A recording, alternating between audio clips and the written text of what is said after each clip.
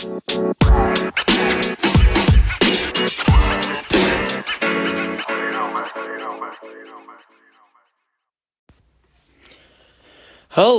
if you are listening, welcome back to another episode of A Breath of Fresh Football.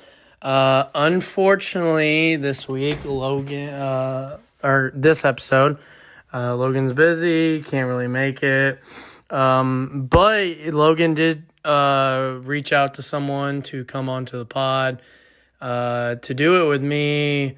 But I decided, so I'd like to give a shout out to TJ.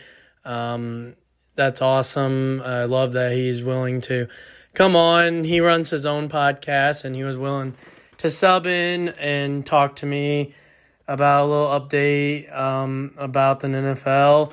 I just decided to just go solo so I don't have to bother TJ, but I really appreciate Logan trying to get someone, and I appreciate TJ willing to come on.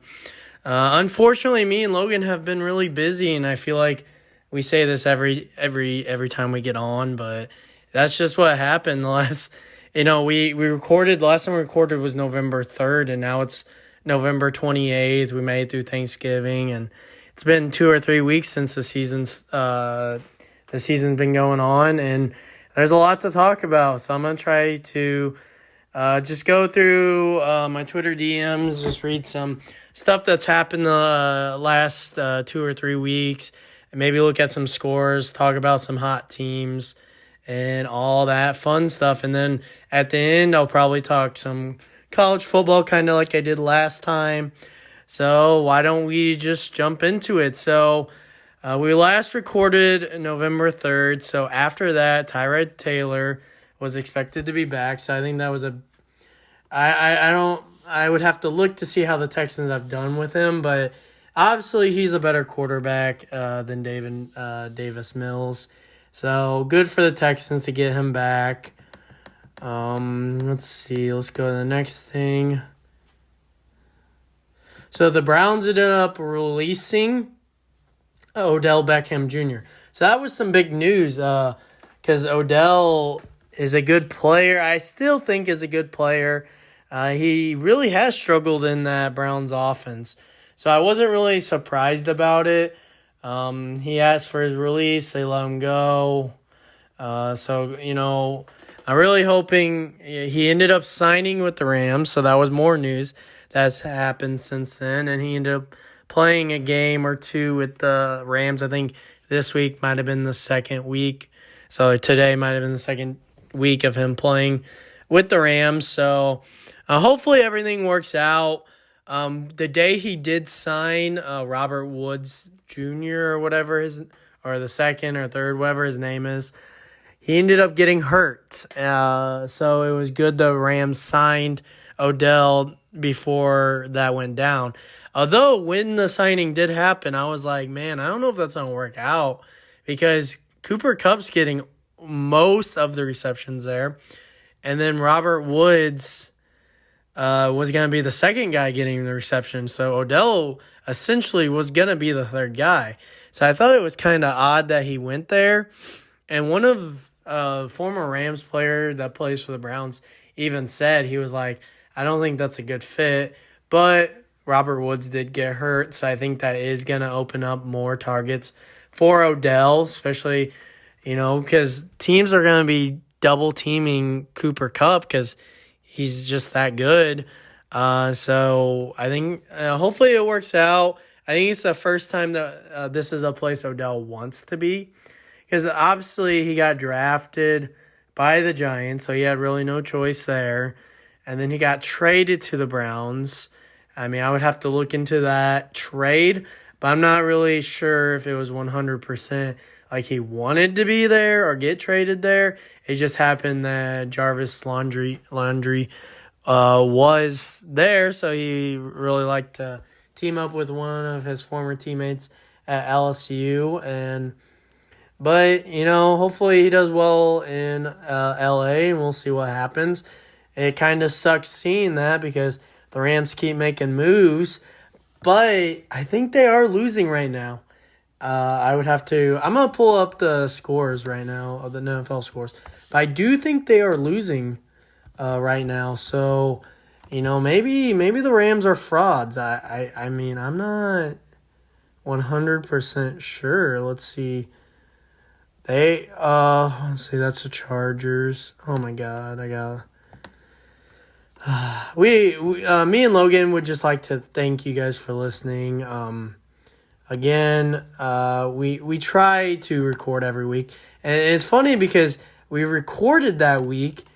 We finally got to record a week after another recording, like after 1 week of play, and we were able to record, and it seemed like we were on task, and then it just happened where we haven't been able to record the last few weeks. But the Rams are losing. They're losing 17-20 right now to the Packers. So, maybe the Rams are frauds, but we will discuss that maybe next week. So I'm going to hop back onto Twitter. This is a little fun tidbit about Josh Johnson. He ended up, I think he played a little bit for the Jets a few weeks ago. But, man, so he got drafted in 2008 and was with the Tampa Bay Buccaneers from 2008 to 2011. And then he went to the 49ers. It doesn't look like it looked like it was an off-season training camp type deal. And then he played for the Sacramento Mountain Lions, which I don't even know what team that was. That was in 2012 too, after his little stint with San Francisco. And then he signed with the Browns that year. So the Browns signed him, I guess, from this Sacramento Mountain Lions. I don't know what league that was from. But then the next year he signed with the Bengals, and I guess he was a backup there. And then the next following year, 2014, he was signed by the 49ers again. So, and then the following year, the Bengals brought him back in. It looks like it was a off-season type deal. And then the Jets brought him in, and he wasn't there long. And then the Colts signed him, and the Bills signed him. So he bounced around a lot that year.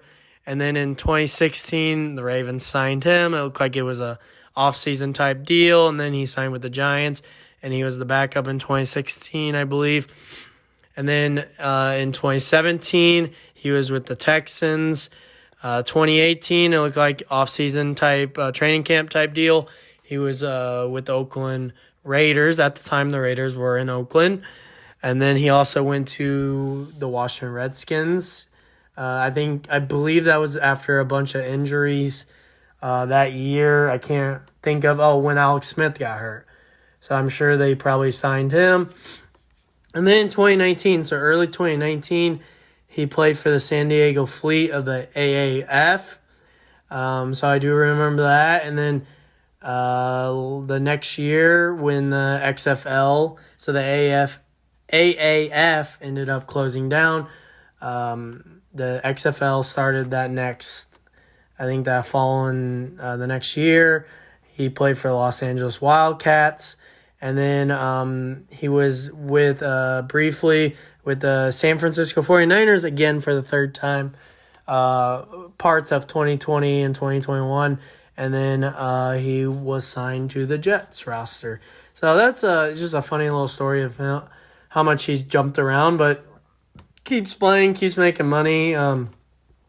Good for him, living out his dream of playing football or playing in the NFL. So we'll see. There's a new league starting, and I think I'll talk about that a little bit later while I go through the tweets. But we shall see how he, if he'll play in this other league. So at the time, through 8 games, actually I'll talk about that later in the college. I'll just talk about everything now. I won't have a segment of college football at the end, but through the first 8 games, so obviously there's been more games since then. This was on November 5th. But Kenneth Walker, through 8 games, had 175 carries for 1,194 rushing yards and 14 rushing touchdowns. Now, to compare it to the 2015 Derrick Henry's Heisman winning stats through 8 games that year. He had 180 carries for 1,044 rushing yards and 14 TDs. So Kenneth Walker III was doing really well through the first 8 games. Now, the last 2 or 3 weeks, he really Michigan State ended up losing, and they haven't been playing well, and he hasn't been rushing all that well. So I do think he does still have a chance to win the Heisman just because of how good of a year he was having. And he was still putting up decent numbers the last 3 weeks. Nothing like he was doing through the first 8 games. I think it's died down a little bit, but he still does have a chance to win the Heisman. So it'll be interesting to see what happens, especially with the way Bryce Young and C.J. Stroud struggled this week. And I'll end up talking about that a little bit later. But, man, through 7 weeks at the time, Cincinnati, Georgia, Oklahoma, and UTSA were the 4 teams that were still undefeated. Now, since then, Oklahoma has lost and UTSA has lost. Oklahoma has actually lost twice. They lost this week to Oklahoma State. And speaking of Oklahoma, breaking news today, they lost yesterday to Oklahoma State. And after the game, Lincoln Riley, because there was a lot of buzz about him possibly going to LSU, or they had a deal set or whatever. But a reporter asked him, he was like, I'm just going to ask you. And he started that he was getting ready to ask the question. And Lincoln Riley stopped him right there and said, I am not going to be the next head coach at LSU or whatever. But breaking news today, Lincoln Riley has informed his coaching staff that he is taking the USC job. I think this is, although Oklahoma has kind of regressed under Lincoln Riley, and I think, like, I'm being honest about it,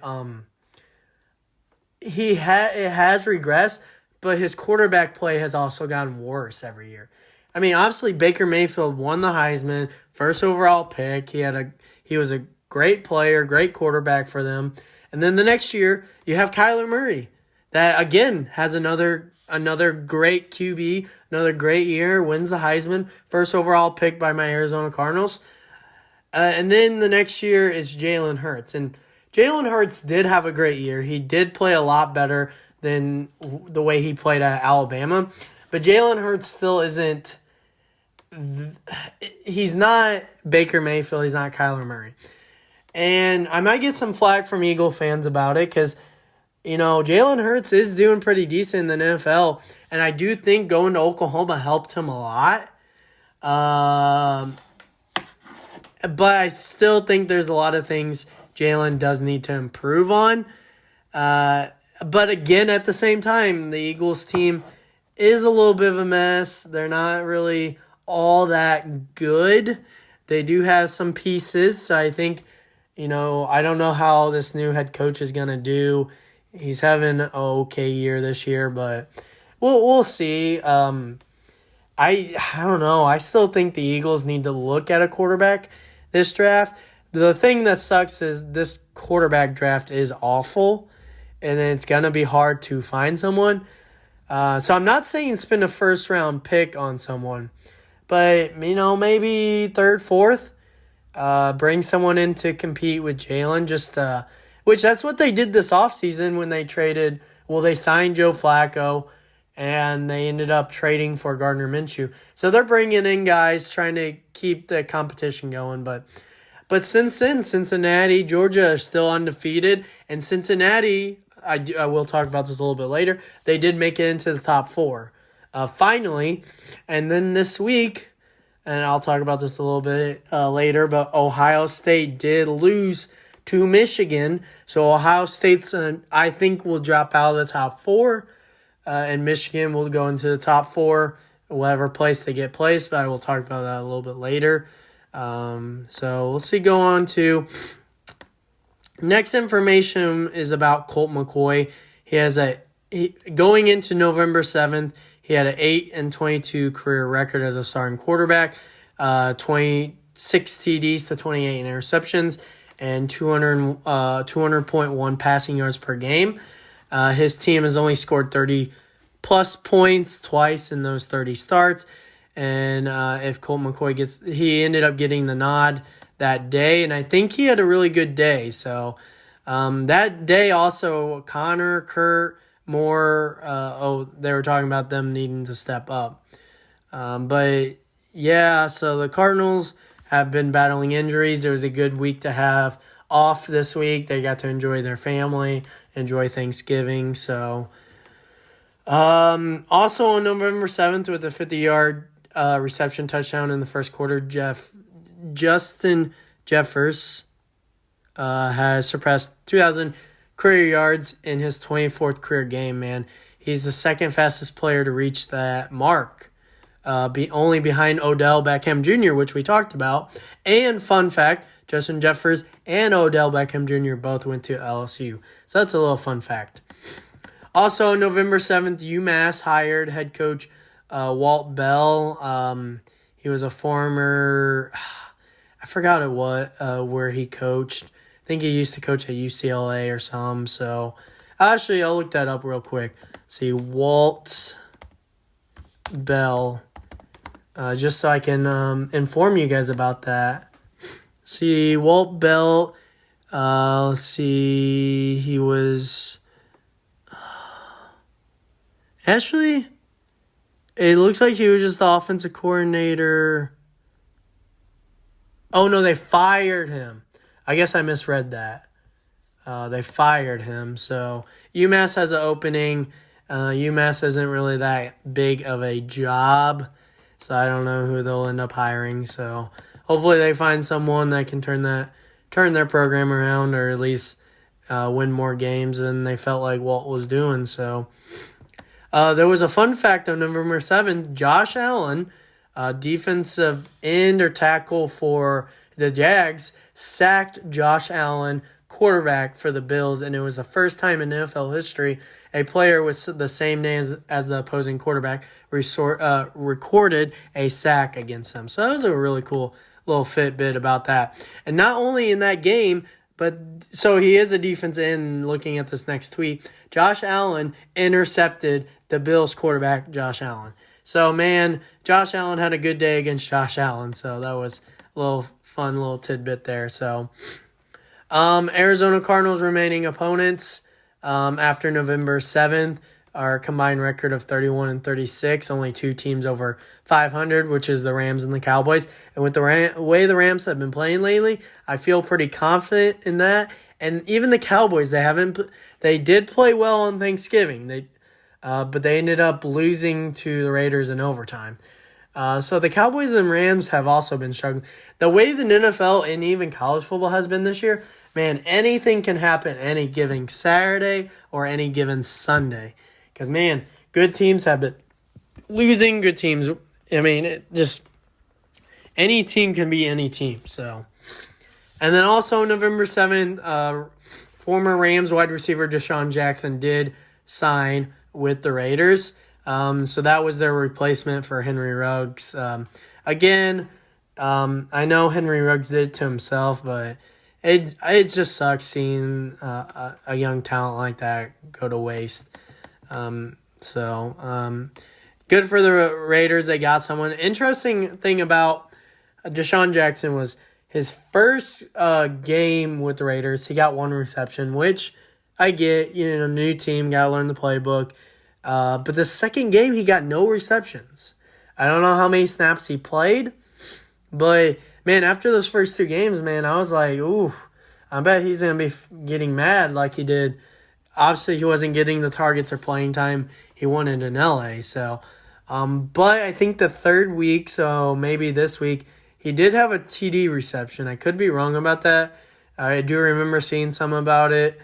Or maybe he had 2 catches or something for a good chunk of yards. So he was getting kind of a little bit more back into it. But also that week, James Conner got his 11th touchdown. He was leading the most in the NFL at that time. He's having a great year. He was a great signing. So going into the next week, in the 34 years since the Cardinals franchise moved to Arizona. Fun fact, if you did not know this, the Cardinals used to be in St. Louis. So at the time they were in St. Louis, there was two St. Louis Cardinal teams, the St. Louis Cardinals football team and the St. Louis Cardinals baseball team, which the St. Louis Cardinals baseball team is still in St. Louis. But before the St. Louis Cardinals and Arizona Cardinals, they were the Chicago Cardinals. So they were in Chicago, I believe, before the Bears were there. So they moved from Chicago to St. Louis and then the St. Louis to Arizona. So that's a little fun bit of information I wanted to throw in there for you guys. But the team has only eclipsed 8 wins 12 times, and they have done that in 2021 through 9 weeks. So they've obviously won another game since then. They have 9 wins and 2 losses. So that Arizona's having a great year. I love Cliff Kingsbury. And speaking of Cliff Kingsbury, since Lincoln Riley is leaving Oklahoma, it was reported today that Oklahoma is number 1 target is Cliff Kingsbury. Now, I have mixed feelings about that because the thing is, Cliff Kingsbury has 1 year left on his deal. So I do think this is his agent reached out to Oklahoma because obviously, Cliff wants to use this as leverage, especially with the year that he's having with Arizona. All it is leverage for his next deal. He wants to get paid, more than he's making now. And the thing is, with Oklahoma probably being willing to pay a lot of money, and a lot of the top college jobs do pay a little bit, pay more than the NFL. He could come back to Arizona and be like, this is what Oklahoma is willing to pay me. Are you guys willing to match that or pay me more?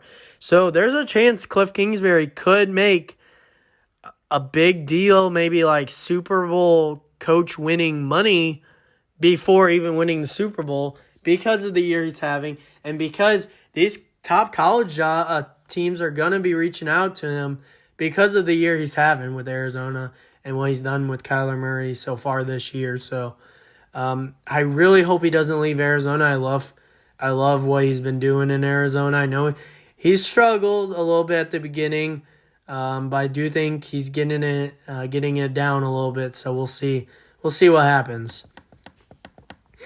But through November 7th, all 4 teams in the AFC West were under 500 are over 500. After 9 weeks. Chargers were 5-3, Raiders 5-3. Broncos were 5-4, and the Chiefs were 5-4. Now, since then, the Chiefs are hot, and I believe they do have the lead in the AFC West. I will look at the standings, hopefully at the end of the podcast to talk about it a little bit. But so this was more back to Arizona. The Arizona at the day of that game were down their QB 1, wide receiver 1, wide receiver 2, and running back 1. Kyler Murray was out. Hopkins was out. Green, I believe, had COVID, and then Edmonds ended up getting hurt. So the Colt McCoy and James Conner smoked the Niners and moved to 8-1 that day. So I love Cardinals. I love my Cardinals. So let's see. As of November 7th, the Ravens have had 3 double-digit second half comebacks this season. Never. Yeah. And the tweet said never over with Lamar. So that's good. I mean, if Logan was here, man, he would be all over that. So, good for the Ravens. Good for Lamar, man. Lamar just keeps seeing. It seems like every week, he just keeps getting better. Every year he keeps getting better. So good for him. I'm just hoping. I really hope he doesn't get hurt. Or he doesn't do something like Michael Vick did or Henry Ruggs or, I don't think it will happen. I think Lamar is a great guy, a great teammate. So I don't think I'm just hoping he doesn't get hurt also as, like RG3. Like RG3 had a great first year in the NFL and then got hurt and He was never the same. He's not even on a team right now. He's currently a college football analyst, and I think he's doing a pretty good job. And a funny little tidbit about him, and I'll probably end up talking about it a little bit later. I don't know if I put it in the tweets or not. But he, I don't know what show it was, but he thinks the University of Florida should hire Tim Tebow and have Tim Tebow be the head coach, but mostly as a recruiter and a motivator. And then you surround him with 3 or 4 other former head coaches and let them, kind of like with the way Arizona did with Cliff Kingsbury. But since then, Florida has made a hire today. They are hiring Napper. I don't know what his first name is, from Louisiana Raging Cajun or whatever university. So he was one of the hot commodities, I believe, in the college football coaching cycle this year. So they got someone they think will be good, so we'll see what happens. I don't know how he'll do there, but also speaking, since they hired someone, they did fire Dan Mullins. I don't know if I talked about that last time. I believe Dan Mullins just got fired like a week or 2 ago, so that was kind of a quick turnaround for Florida to hire someone. But speaking, so I ended up talking about Any Given Sunday. On November 7th, the Broncos beat the Cowboys 30-16. I mean, the Broncos really weren't playing well. Cowboys were a good team, and they just killed the Cowboys. And the score doesn't reflect what it was, man. The Cowboys were down like 30-0. They got 16 points in like the fourth quarter or whatever. But it really wasn't a close game at all. And the Broncos steamrolled them. The Jaguars ended up beating the Bills, man. Speaking of, some of the projections me and Logan had before the year, man, the Bills haven't been playing well. Chargers haven't been playing well. It's been a weird year in the NFL, but the Jags ended up winning another game, which I was surprised about. And the Falcons ended up beating the Saints, which since Jameis Winston got hurt, the Saints have really been struggling. They keep starting Trevor Siemian, and I don't know why, because they just gave another contract it's like a contract extension, but it's amount of playing time he gets with Taysom Hill or whatever. But it's like, why are you giving all this money to a guy that you're not even right now? Like, technically, if Jameis Winston was there, it's third string. So it's kind of been weird. I don't know what's going on there, but I don't know. I think you just put Taysom Hill in and see how he does, because Trevor Siemian isn't getting it done. Let's see. The next tweet was, what a dominant throughout complete team win for the Browns. They became just the 4th team in NFL history with a passing, rushing, and defensive touchdown of at least 60 yards in the same game. That's kind of crazy. So they threw a touchdown, they rushed for a touchdown, and I'm guessing either a fumble or an interception touchdown that went 60 yards. That's crazy. But so good for the Browns. So at the time before Odell joined the Rams, there was some talk that he either wanted to be with the Seahawks or the 49ers, and Saints were considered teams to watch, but he ended up signing with the Rams. So let's see. So the Titans, fun fact about them is they did lose to Arizona to start the year, and they did lose that ugly loss to the Jets. But they did go on to beat the Bills, Chiefs, Colts, and Rams in a row, which those are 4. I mean, the Bills have been struggling. The Chiefs aren't the Chiefs team they have been the last couple of years. The Colts have started the year off really bad, but they beat the Rams. Those are 3 still solid teams, and they beat the Rams. So the Titans were a hot team, especially with the injuries to Henry, Julio Jones, and now Brown. It's slipping my name. Slipping my mind what his first name is, but Brown is also all on the IR right now. The Titans were playing the Patriots today, and I will just check that real quick to see what that score was. I know they were losing, I believe, to the Patriots. The Patriots. That's who they were playing today. So I'm checking that real quick. They lost 36-13. So I do think this is going to be a little struggling time for the Titans, especially with all three of them being out. Tannehill can only do so much. So, fun fact about the Patriots, they've won 7 of the last 8 games. They started the season 1-3, but like I said, they won 7 of the last 8. They're the hottest team in the NFL right now. They're 8-4 with their win today. So man, the Patriots, they might be a team to be scared about. I think Mac Jones is playing well right now. It looks like he's got things figured out. And man, just if you're not a Patriots fan, man, I just who knows what's gonna happen with them. So I'm gonna read through the scores right now. As of right now, the Falcons ended up winning against the Jags 21-14. Fun fact about Matt Ryan, he's 4-0. He has a 4-0 career record with the Jags. I think this is kind of cool. I'm on NFL scores, NFL.com scores, and they have these little fun facts under each score. The Bengals won 41-10 against the Steelers. The Bengals improved to 7-4. But Ben Roethlisberger has lost 3 straight starts versus Cincinnati for the first time in his career. I mean, like we said before, me and Logan, Ben Roethlisberger he's gonna have to retire at the end of the year.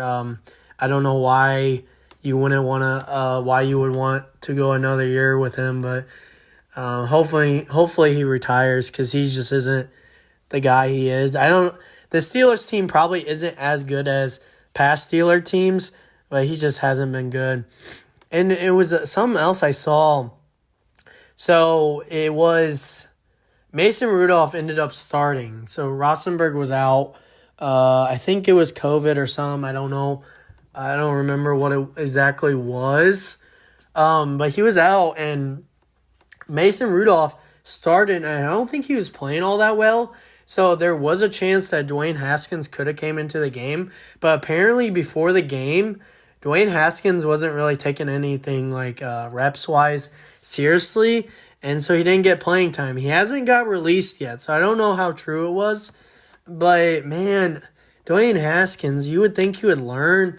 The thing was, I did hear on our podcast that I don't know what it was, but which one it was, but it sounded like his attitude has changed since the way he was in Washington before he got released.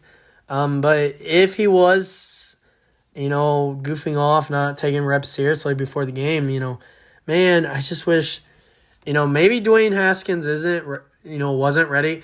Urban Meyer did say before the draft that he didn't think Dwayne Haskins was ready and needed another year in college or whatever. And it's showing, man. He's not doing well.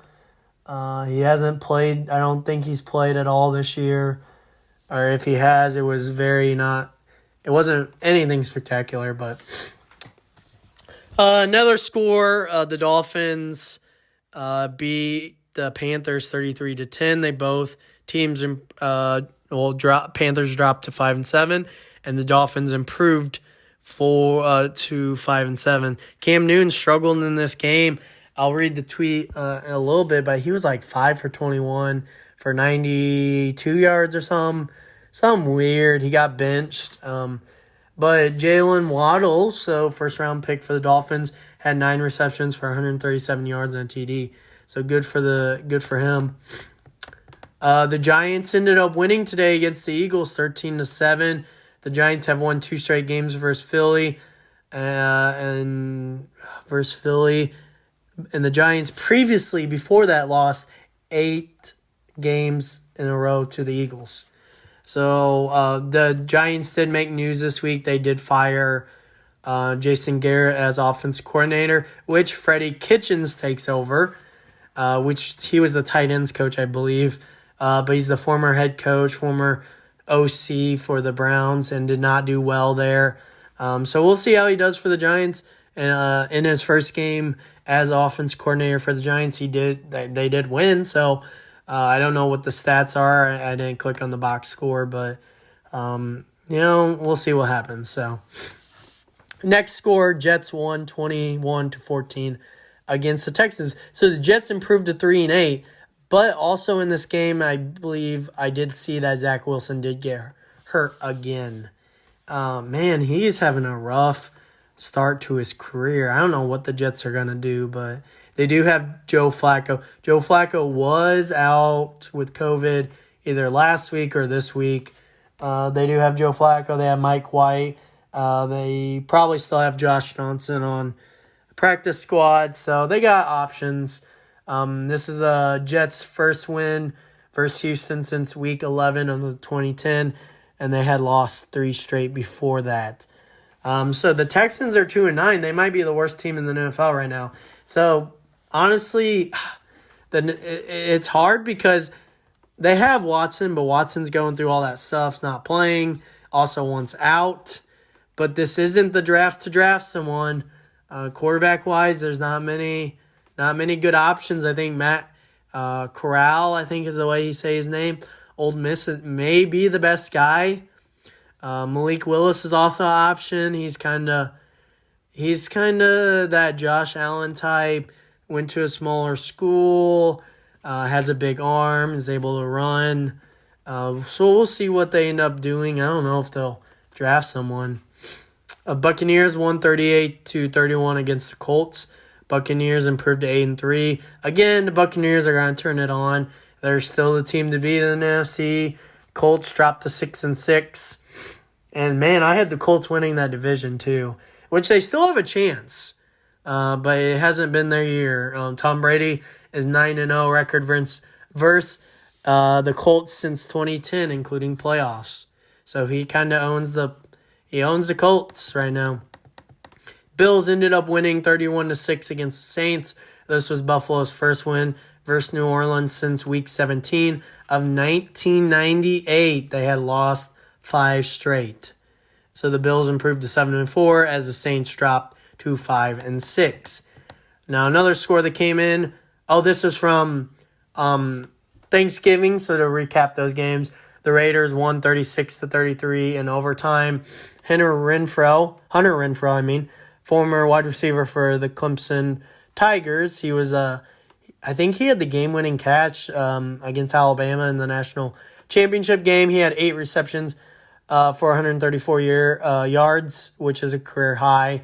Again, as we talk about the last few weeks, it sucks what happened to Henry Ruggs, especially because he seemed like he was a good kid. He made a mistake, and he's paying for it. You should never drink and drive, and he ended up taking a life. So he's gonna do the time that he needs to do, and his career's over. But Hunter Renfrow, I don't know why I keep saying, probably because I was just talking about Henry Ruggs. But Hunter Renfrow, I think, is gonna get a lot of the receptions. So good for him. We'll see what happens with the Raiders. The Bears ended up winning against the Lions within the last few, as time expired. Carlos Santos hit a game-winning 28-yard field goal as time expired. So the Lions did drop to 0-10-1. They did have a tie last week, so they're not going to go winless. They're not going to be the 0-17. So they're not going to be the first team that goes 0-17. So good for them. They still could go 0-16-1. But I do think the Lions will probably win a game. I don't know how, but they probably will. So Monday Night Football tomorrow, the Seahawks play the Washington football team. Both teams aren't very good. Seahawks are 3-7. Washington football team is 4-6. A little information they have. Seahawks 246.2 yards per game since Week 6 is the fewest in the NFL. Russell Wilson came back the last 2 weeks, and their offense still has really struggled. I don't know why they're struggling. I know their running back ended up getting hurt and is out for the season. His name's Carson or whatever. I don't know what his first name is. Or that might be his first name, but he got hurt. But that offense hasn't been well. So going to the next game here. Tonight, Sunday Night Football, so I'll be watching that probably after I'm done recording. The Browns play the Ravens. That's going to be a good game. Browns are 6-5 right now. Ravens are 7-3. Both teams average 150 plus rushing yards per game this season. They both have great running games. It helps when the Ravens do have Lamar Jackson. So, man. And then the games that are going on right now, it looks like there might be 4 minutes left in the Vikings 49ers game. 49ers are up 31-26. Says Deebo Samuel is the first wide receiver in Super Bowl era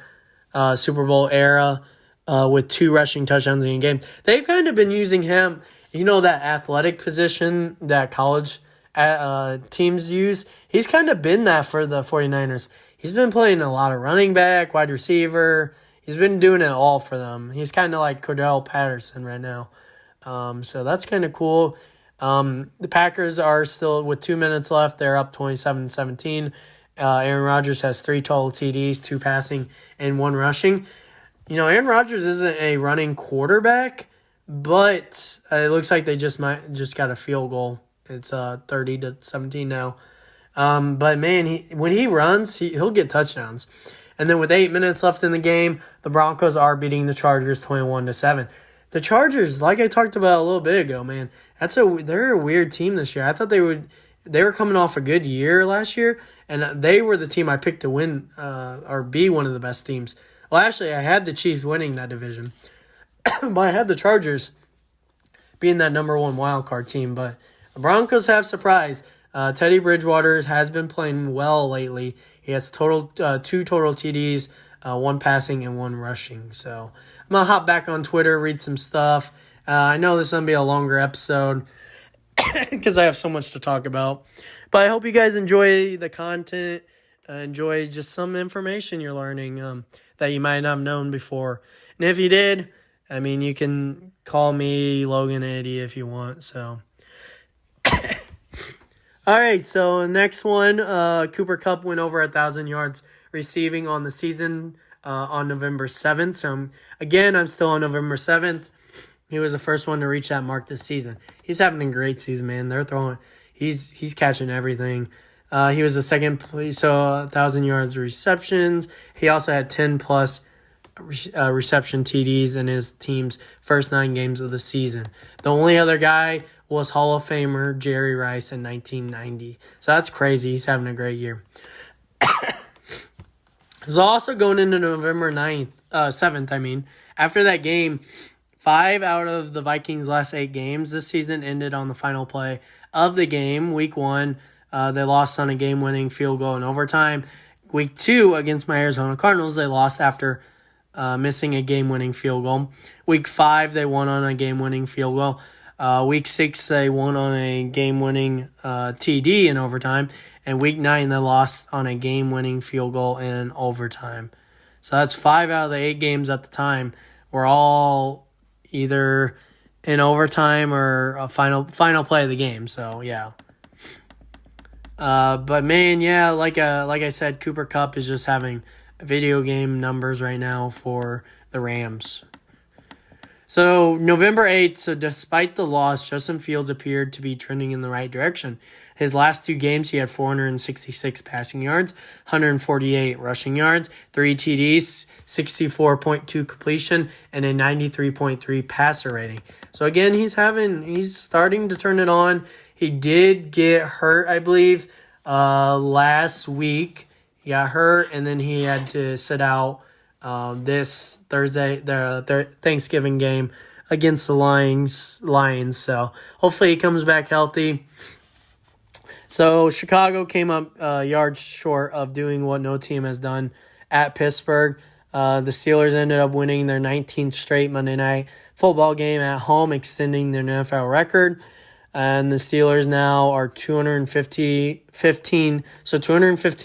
0-2 all-time at home when holding a 14-point lead in the fourth quarter. So AFC teams were 7-1 versus NFC teams in Week 9. Only an NFC winner was the Giants over the Raiders. So that's it's interesting. AFC has been dominating the NFC, it looks like, at least for that week. But going back to Arizona, man, this defense is not friendly. They've allowed, this was on November 9th, they have allowed just 140 offensive points. They've had 25 sacks, 10 fumble recoveries, 7 interceptions, 1 return for a TD, 55 QB hits, and 38 tackles for loss. Man, Arizona has a good defense right now, and I'm telling you right now, Vance Joseph or whatever, our defensive coordinator, I think it's Vance Joseph is his name. Couldn't figure if it was the other way, Joseph Vance. No, it's Vance Joseph. He's having a great year, and I think he's going to get another head coaching opportunity. I just don't think the Broncos was the right opportunity at the time for him, and struggled. But another fun little tidbit on November 9th, it was reported that Darren Williams, so former NBA player, and Frank Gore are going to former NFL player Frank Gore, are set to fight in a 4-round heavyweight bout on the undercard of Jake Paul versus Tom Fury on December 18th. So that's interesting. I didn't think I would be seeing Frank Gore fighting. So let's see. Oh, going back to Teddy Bridgewater. So on November 9th, so he's past this by now, but he needed 2 more passing TDs this season to throw the most TDs he's ever thrown in a season. So he's having a great year with the Broncos. So good thing the Broncos traded for him, and good thing he got another opportunity. But another little information, I don't know what's really all happening, but the Minnesota Vikings running back Dalvin Cook is the victim. It was reported that he was a victim of domestic abuse and extortion. There's pending allegations according to his agent. It sounds like I don't know what's happening right now. It's kind of, I don't know. His girlfriend's throwing allegations. He's throwing allegations at his girlfriend. It sounds like he might have abused her. Maybe she's been abusing him. I don't know what's going on. But man, that's another career that could go down in the NFL. So we'll see what happens with that. So because Aaron Rodgers ended up getting COVID after he said he was vaccinated or whatever he did say, the Packers were fined $300,000 for COVID violations of the NFL and the NFL Players Association protocols, while Aaron Rodgers and Alan Lazard each fined $14,650. So they both got fined. So we'll talk more about the college football standings a little bit later. Justin Fields in Week 9 had the highest grade, QB grade. He had a 90.5. So he had a great week. Let's see. UConn ended up hiring Jim Moore Jr. as their next, Mora, whatever how you say it, is their next head coach.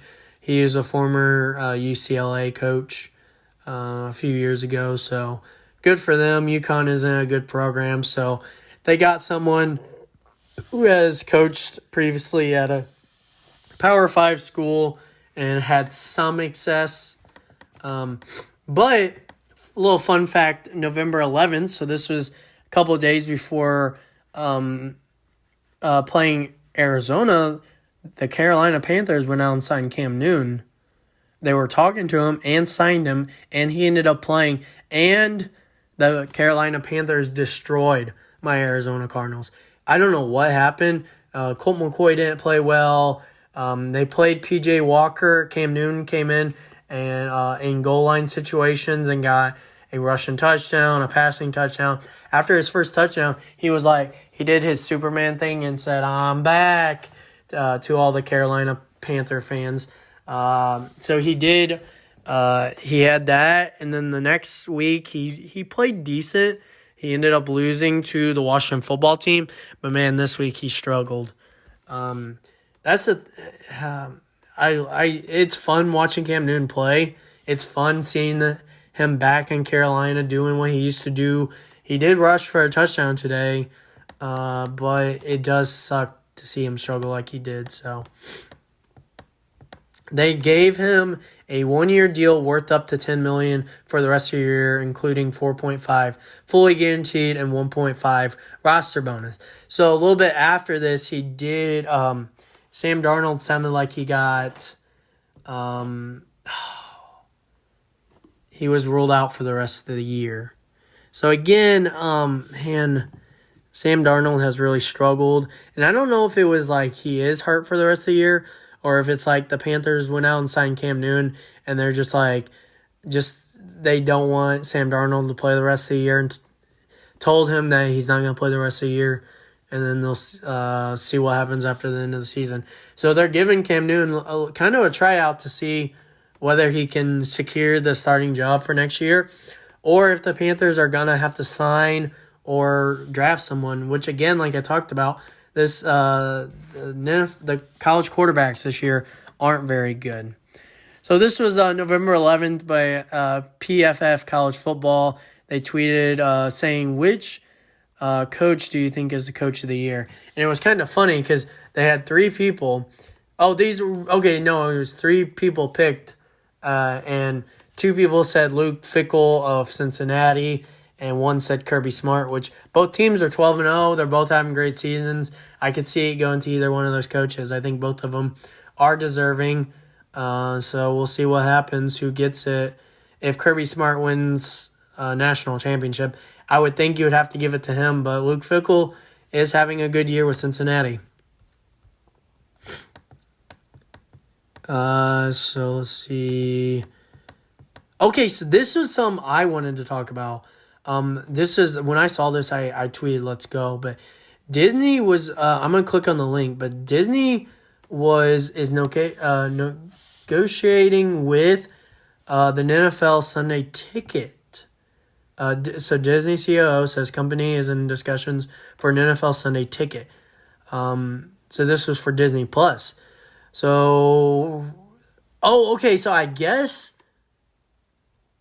Okay, so it says everyone wants to know what will happen with Sunday Ticket. So the prevailing view is that DirecTV will keep the satellite proportion of the out-of-market NFL package, especially since bars and restaurants are set up to use satellite feeds, not streaming platforms, for the average consumer. However, the streaming rights become a major part of the next package. So let me keep scrolling here. Expect Disney to be in the mix because the company's CEO has said the company is in talks to the NFL about the rights. Let's see. It would make a good deal, especially with Disney Plus being packaged with the ESPN Plus service. So I think that would be a good thing to package sports-wise. That's a package they could make.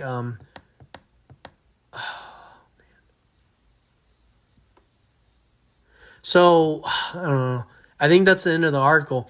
But it just kind of sounds like there's a chance that Sunday Ticket could land on Disney Plus. And I think that would be huge. Because like I said, I don't have cable TV. I only have streaming. So it's really hard for me to watch NFL football some weekends. I can watch like the primetime games, but man, if that happens, man, I'll buy Sunday Ticket because they're set to put Sunday. Oh, Disney is in negotiations to with the NFL to put it on Disney ESPN Plus. So if that happens, and it would be my 5th streaming service. But man, I'm gonna have to get it because I want to watch an NFL Sunday Ticket. So I would like that to happen because right now, if I got ESPN Plus, man, I'd be able to watch a lot of the NFL, college football, any sports I would be able to watch. But so as of November 11th, college football's highest graded quarterbacks was number 1, Caleb Williams. So the the Oklahoma quarterback that took over for Spencer Rattler this year, had a 95.1. Kenny Pickett, 93.1. Kenny Pickett is the Pittsburgh University of Pittsburgh quarterback. He's having a great year. He could be a first-round pick. So we'll see what happens. So this is Wake Forest's quarterback, Sam Hartman. Oh, wait, Kenny Pickett, I don't know if I said it, had a 93.1. Number 3 was Sam Hartman, Wake Forest quarterback, has a 92.4. He used to be on that Netflix show, QB1. And then Malik Willis, so another guy that's probably going to come out in this draft, has a 91.9. Now, Sam Hartman isn't really getting a lot of talk. He's having a great year. It's kind of funny because he's in year 5 of playing college football, but he's considered a sophomore. And that's all because I think he redshirted. I think he got hurt one year, COVID year. So he's in year 5, but he's still only considered a sophomore. I don't know how many more years he'll play. He's not really getting talked about getting drafted. I don't know what he's going to do. But, man, he's been really good. I would like to see him stay another year and maybe improve his stock even more and maybe be a first-round quarterback. Malik Willis, though, is going to be probably a first-round quarterback this year, and I could see Kenny Pickett being a first-rounder. Caleb Williams is definitely probably going to turn into a first-rounder in a few years or whatever. So, but the week of November 11th, Von Miller was a Ram, ended up becoming a Ram. Odell Beckham Jr. was a free agent, ended up signing with the Rams. Cam Newton ended up signing back with the Panthers. So it was a crazy week. Who would have? It's funny. The person that tweeted it said, "Imagine saying that 2 weeks ago." But when Odell did sign, man, that QB or that wide receiver room was pretty good. It was going to be Cooper Kupp, Robert Woods, and Odell. But like I said, Robert Woods did get hurt since then. And it's funny, so someone else tweeted, said, DeSean Jackson said, release me, and the Rams said, okay, and then they went and signed Odell Beckham Jr., So going back to November, so I'm still on November 11th, just scrolling through the tweets. But Kenneth Walker, the junior, so more stats about him. That's a running back for Michigan State. He had missed tackles forced were 77. That was the first in college football. And yards after contact, 981 yards after contact. That's first in college football at the time of that tweet. Man, that's crazy. He was having a great year. But after the Rams signed Odell Beckham Jr., Cam Akers, so running back for them, that's got hurt at the beginning of the season or before the season, that got the injury on his Achilles. He said, this poop, so he had the poop emoji, is getting scary. Odell Beckham Jr. to the Rams. What if I come back this year, though? So if he comes back, man, the Rams are going to be scary. But since then, the Rams haven't been playing well. But since hiring Sean McVay, the Rams have traded for Matthew Stafford, Jalen Ramsey, Von Miller, Marcus Peters, Akeem Talib, Dante Flowers, Brandon Cooks, Sammy Watkins. And then they signed free agents Odell Beckham Jr., Leonard Floyd, and Ndamukong Suh. But the tweet also said, not everything worked, but they go for it, no stopping. Which you gotta give it to the Rams. They're going all out. They're going all out every year. I mean, they've traded, like we've talked about before, all these draft picks away. So they're going for it. So, but this was the pass rush grade on November 11th, 2018. So Josh Allen, the one I talked about that got drafted by the Jaguars, he had a 94.1 in 2018. But this Kingsley, and then in 2014, so Myles Garrett had a 92.5. But this Kingsley in Agana Bar, South Carolina Gamecocks, has a 93.0 at the time of this tweet. So SEC edge rush. Oh, this was SEC edge rush, pass rush grade. So that's a pretty good grade. So I'm guessing this guy he's he's in good company, elite company, as the tweet says. So good for him. He's having a great year. Let's see. This is Ducks defense wants all the smoke. So this was the highest graded Pac-12 pass rushers. So this tweet, Kayvon, I don't know how to say his last name. He has a 91.1, and sounds like he's gonna be the top guy off the board coming May. But he's having a great year. Drake Jackson had an 89.5. And then Noah Sewell.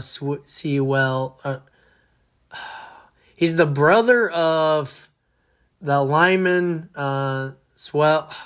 I struggle to say his name. But, man, he's having a great year.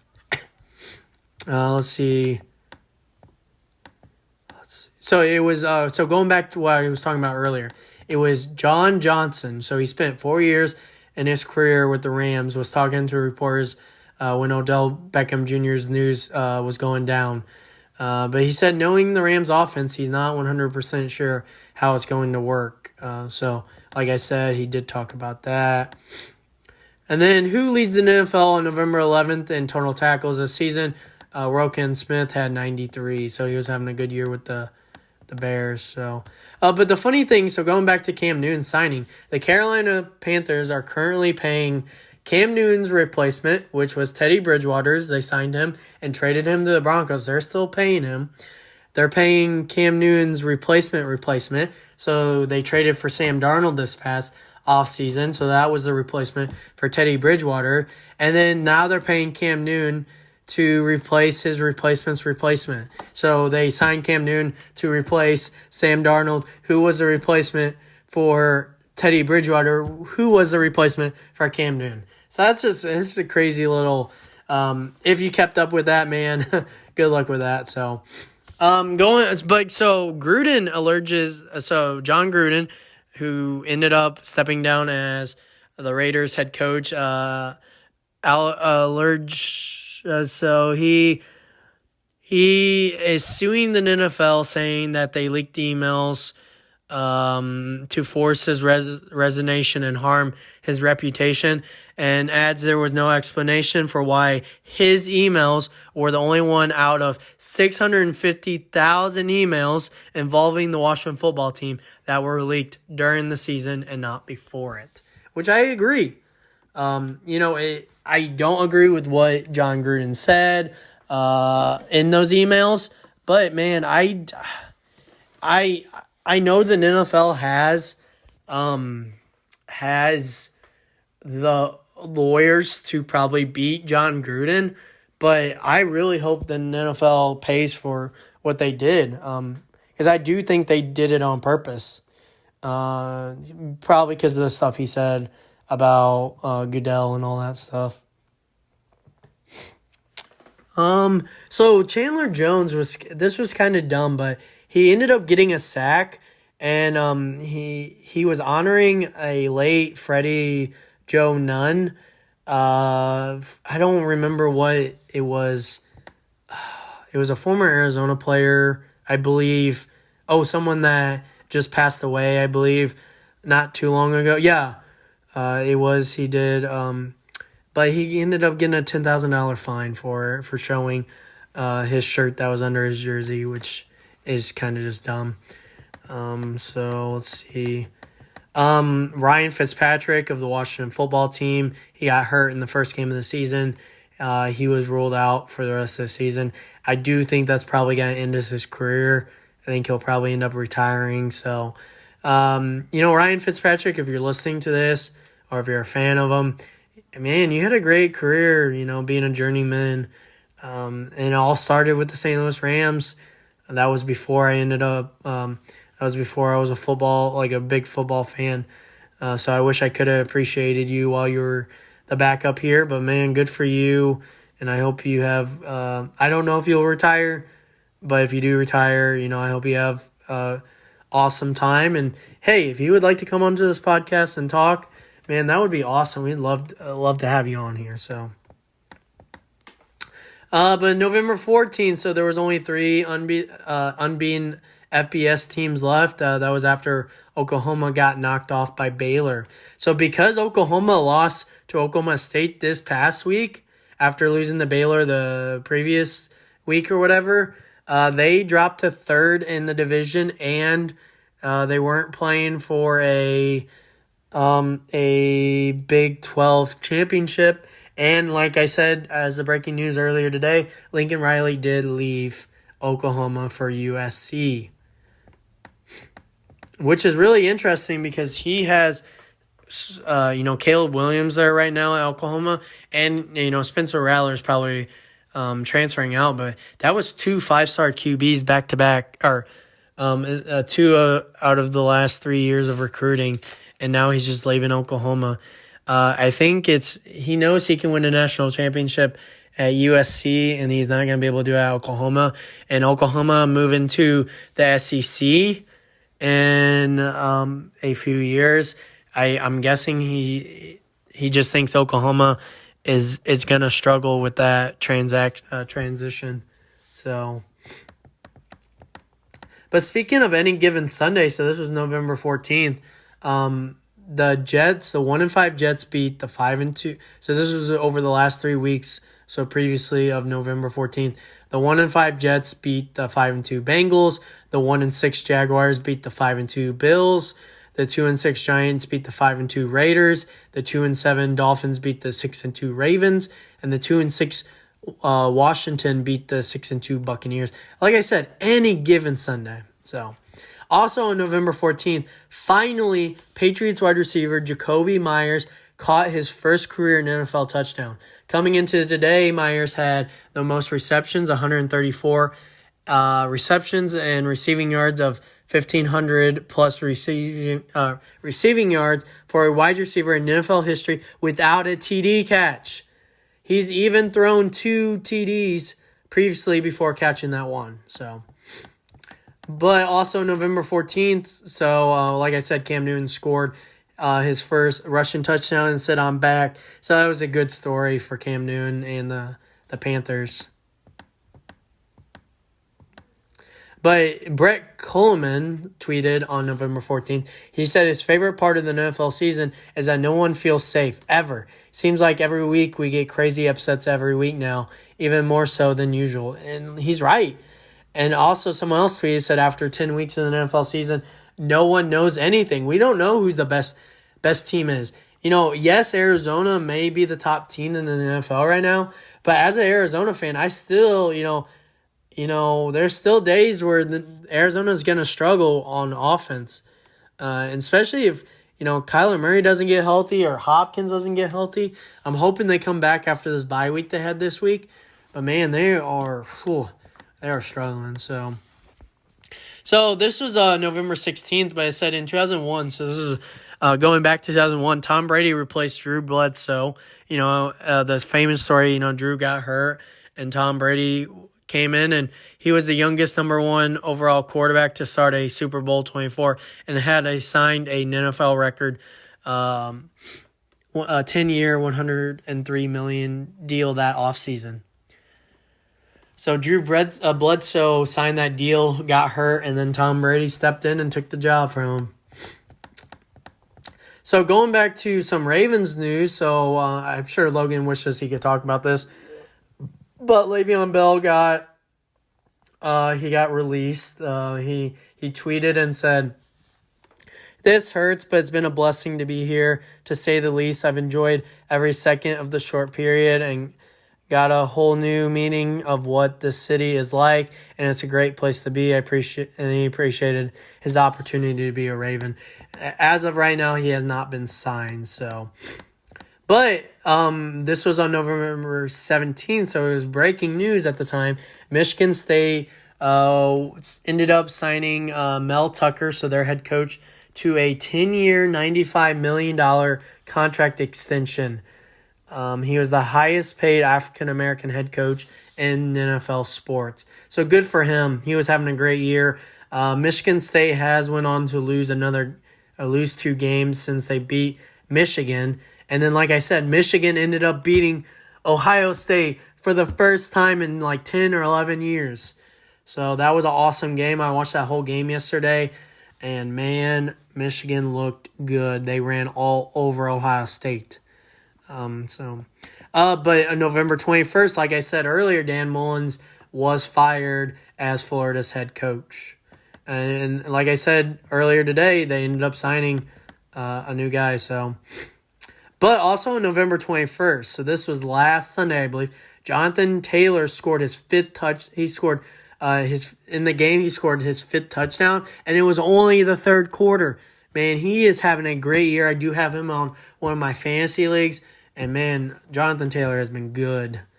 He has tied the record for 8 straight games with 100 scrimmage yards and a rushing touchdown. So it led Damian Thompson in 2006 and Lindell Mitchell in 1975 and 76. So he tied the NFL record. So I don't know what he did this week, Jonathan Taylor, but he's in some good company there. LaDainian Thompson is one of the best running backs of all time. So after 11 weeks, the Patriots have sole possession of first place in the AFC East. If you would have told me at the beginning of the year they would be the team in the first in the East, I wouldn't have believed you. So let's see. Also on November 21st, so the Titans have been struggling. They lost this week. They lost last week. They lost to the 1-8 Texans. They were 8-2 at the time before they lost the last 2 games. So this is some FCS. So the FBS is all the Power 5 and the Group of 5 teams, but there's also D1 FCS. So the playoff bracket was released. Since then, the first week was this weekend. But Sam Houston was first. James Madison was second. I don't know these other. Villanova was 5. North Dakota State University is number 2. That's a famous college which Trey Lance and Carson Wentz went to.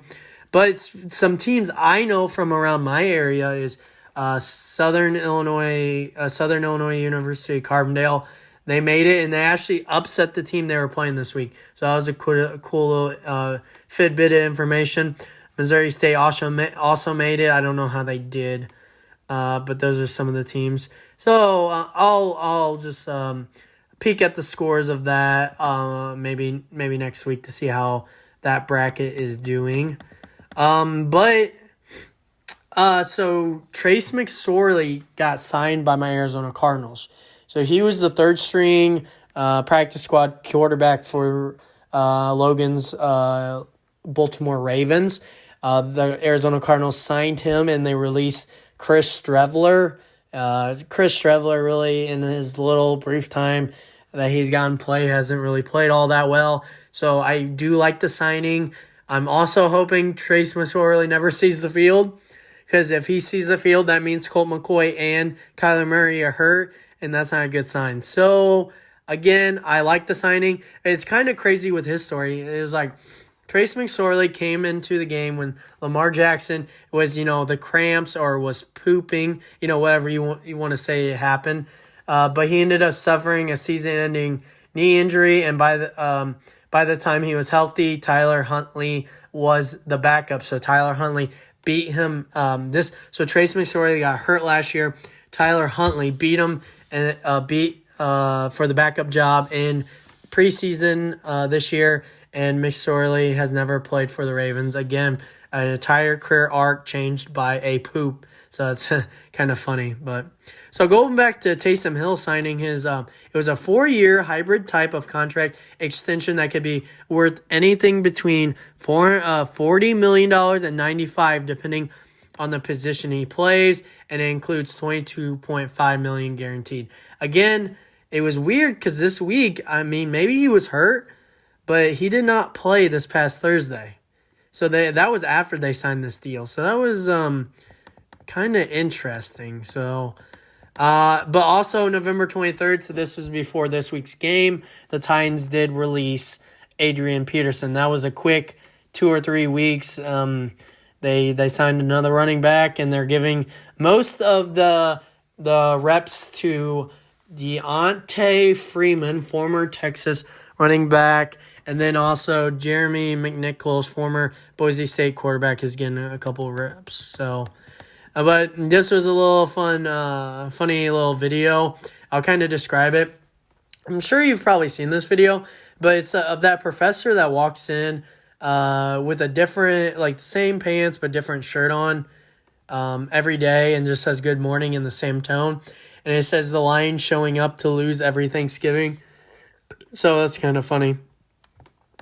And then, so on November 26th, so this was tweeted. This is, I think, the day after Thanksgiving, so a couple days ago.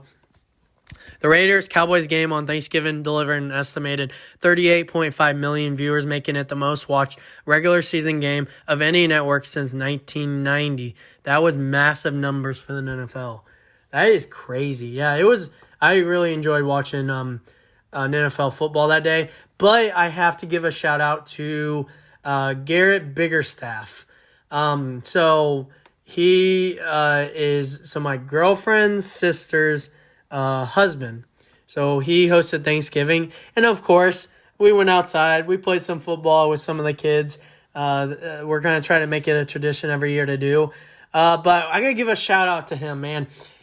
He played quarterback for both teams. He threw over 10 TDs, which I caught 3 or 4 TDs, and I was on the team that won. So I just had to give Garrett a shout out for being the GOAT of quarterbacks of Thanksgiving dinner. So we're going to run it back next year. I'm hoping to win another Thanksgiving championship. So it was a fun time. I was a little bit sore on Friday. But I always have a great time when I'm hanging out with Garrett. And don't worry, Jeff, if you're listening to this too, I have a fun time hanging out with you too. So also, so this is November 26th. The NFL has just re-upped the Fox, ESPN, NBC, CBS, and Amazon for a collective of $110 billion over 12 years. So it looks like they just re-upped that. So, and then that's funny. I accidentally sent a baseball tweet to my friend Logan, which I did not mean to do that. I meant to send that to my friend Shane. Going back to today, the Panthers pulled quarterback Cam Newton, and PJ Walker is now in the game. And Newton's final stat line was 5 for 21, 92 yards. So I got that right, actually. No TDs and 2 interceptions with a 5.8 passer rating. So not a good week. And like I said earlier, Zach Wilson limped off the field after being examined on the sidelines. And then, like I said, Lincoln Riley informed his staff at Oklahoma that he's taking the head coaching job at USC. So as of right now, the college football has not released. It comes on Tuesday of the new standings. But, man, Alabama squeaked by Auburn, but Ohio State losing to Michigan. I think Michigan was at 5. I think they jump up to number 2. Of course, Georgia stays at number 1. I think Alabama stays at number 3 because I still think Alabama is a better team than the undefeated Cincinnati team. But it's going to be interesting what happens. Right now, Cincinnati is at 4, but if the College Football Committee thinks Ohio State is a better team, they could do Cincinnati dirty and move them back down to 5 and Ohio State to 4. But I think Cincinnati stays at 4. I do think Ohio State is going to slide in at 5 in front of Notre Dame. But I don't know. Notre Dame could slide in at 5. Ohio State slides in at 6. But it's going to be interesting because Oklahoma State they're at 7. With them beating Oklahoma, they're 11-1 right now. And with them beating Oklahoma, which was a top 10 team, and now them playing for the Big 12 championship next week, man, I don't know. They could jump into it.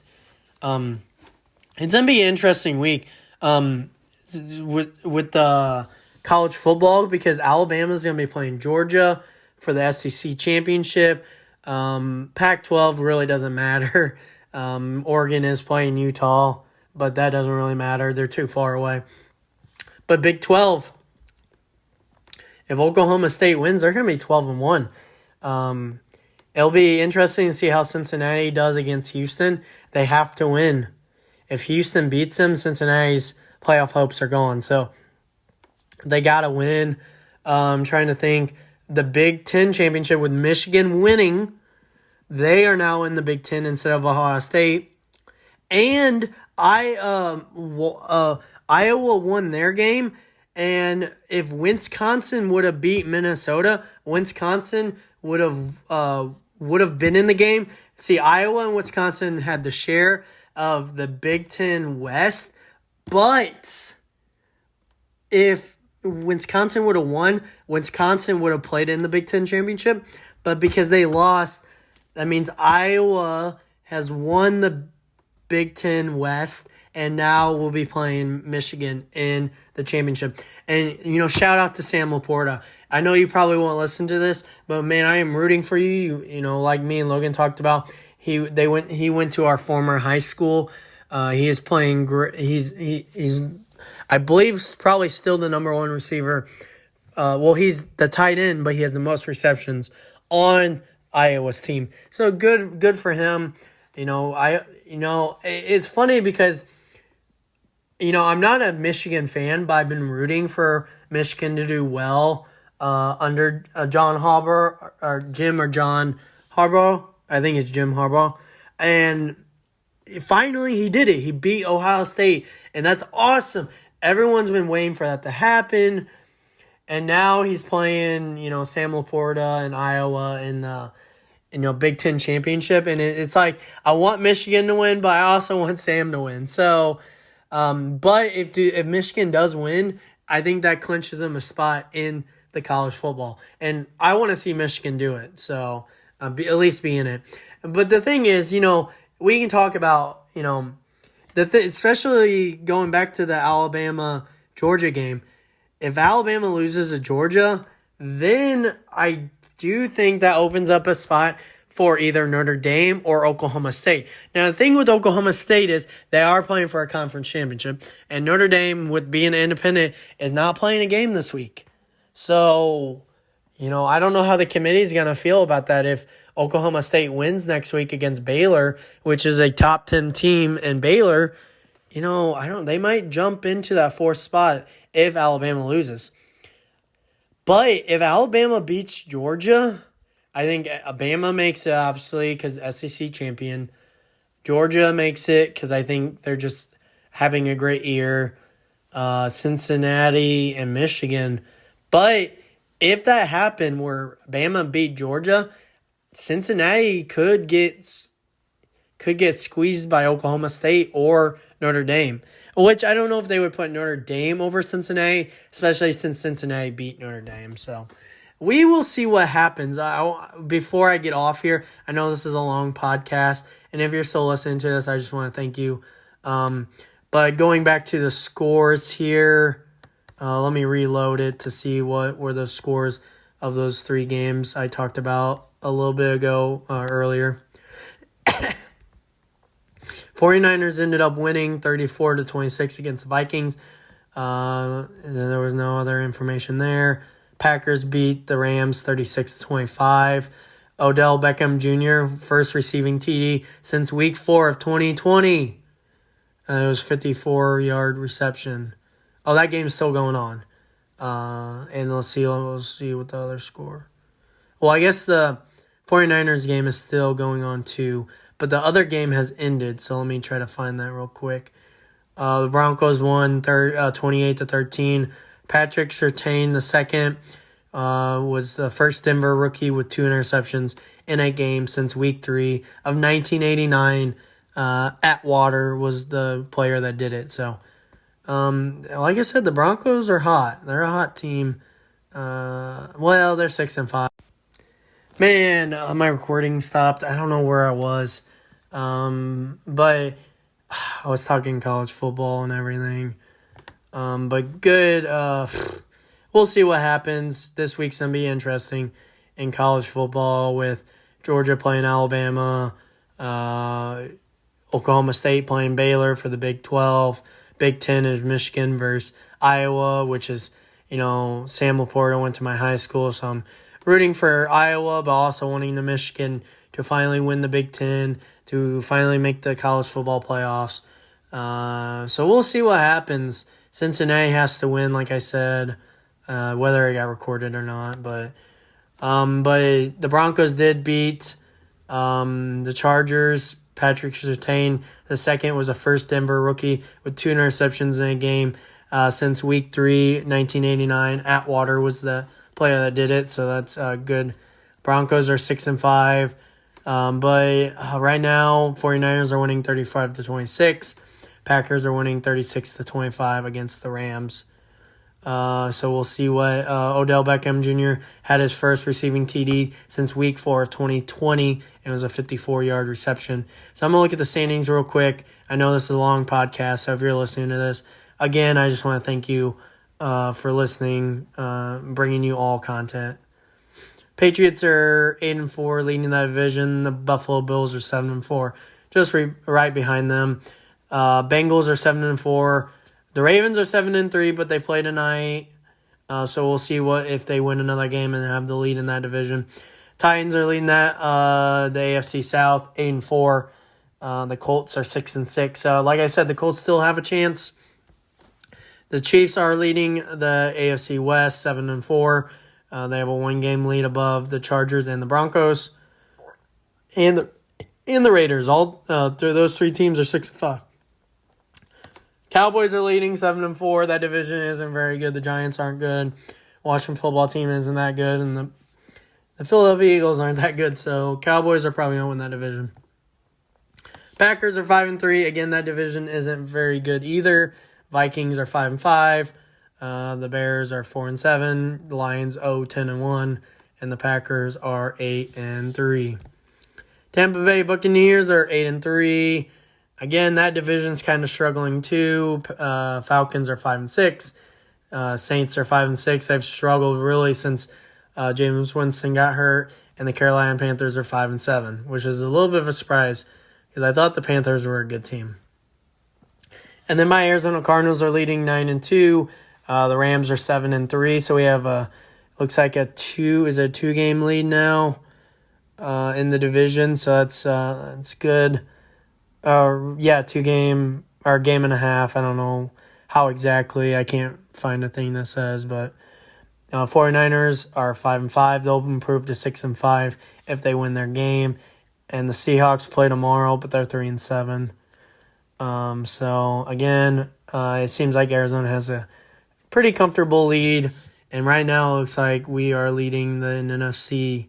So we have the number 1 seed, so that's awesome. So, again, thank you for listening. It was a long episode. Talked a lot about a lot of things. So I hope you enjoy the content. If you do, please share. Give us a like.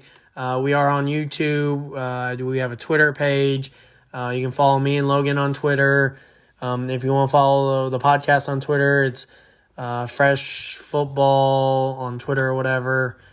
A Breath of Fresh Football podcast. If you look it up, you'll probably end up trying to find us. So, again, thank you for listening, and catch you hopefully in a couple of days and maybe another recording. So, I hope you have a great rest of the day, and that is it.